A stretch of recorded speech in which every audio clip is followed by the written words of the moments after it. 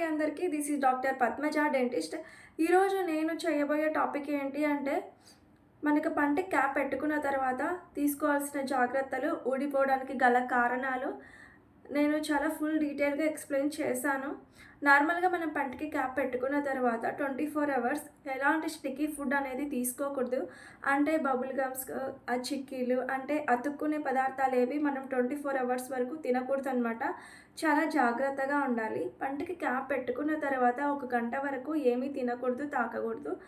ఇంకా ఈ ఊడిపోవడానికి గల కారణాలు, తీసుకోవాల్సిన జాగ్రత్తలు నేను ఫుల్ వీడియో చేశాను. పైన లింక్ ఇచ్చా చూడండి. పైన లింక్ ఇచ్చా అంటే ఎక్కువ మందికి అర్థం కావట్లేదేమో. చాలామంది షార్టే చూసి లాంగ్ చూడట్లేదనమాట. నేను చేసిన ఇంకో వీడియోనైతే చూడట్లేదు. అంటే నా టైటిల్ పైన ఇంకొక లైన్ లాగా ఉంటుందనమాట. దాన్ని ప్రెస్ చేస్తే ఈ లాంగ్ వీడియోస్‌లోకి వెళ్ళిపోతుంది. అంటే నేను చేసిన డీటెయిల్డ్ ఫుల్ వీడియో మీకు కనిపిస్తుంది.